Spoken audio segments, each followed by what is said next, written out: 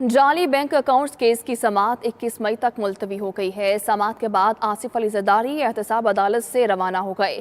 Cases और पेशियों पर सहाफ़ियों का आसिफ अली जरदारी से सवाल। आसिफ अली जरदारी ने कहा, रमज़ान की बरकतें हैं। ईद कहाँ गुजारने के सवाल पर आसिफ अली जरदारी का कहना था कि जहाँ जज गुजारने देंगे। आसिफ अली जरदारी ने क्या कुछ कहा, ये देखते हैं।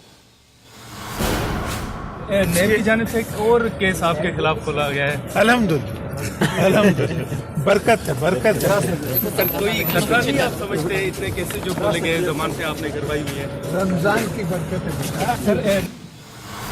इसी पर बात करेंगे, फयाज महमूद मौजूद हैं। फयाज, बताएगा आसिफ अली जरदारी ने मजीद क्या कुछ कहा?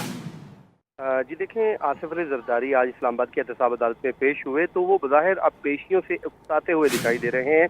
कमरा अदालत में भी उन्होंने अपने वकील फारूक एच नाइक से जब मुकालमा किया, उन्होंने कहा कि रोज़ की जो पेशियां हैं उस पर लगता है जज साहब नहीं चाहते कि मैं यहाँ से जाऊँ, बल्कि वो चाह रहे हैं कि इस्लामाबाद में ही रहूँ। जिसके बाद फारूक एच नाइक ने अदालत में जज अरशद मलिक को भी मुखातिब करते हुए कहा कि जरदारी साहब कह रहे हैं कि जज साहब चाहते हैं कि मैं अब इस्लामाबाद में ही रहूँ।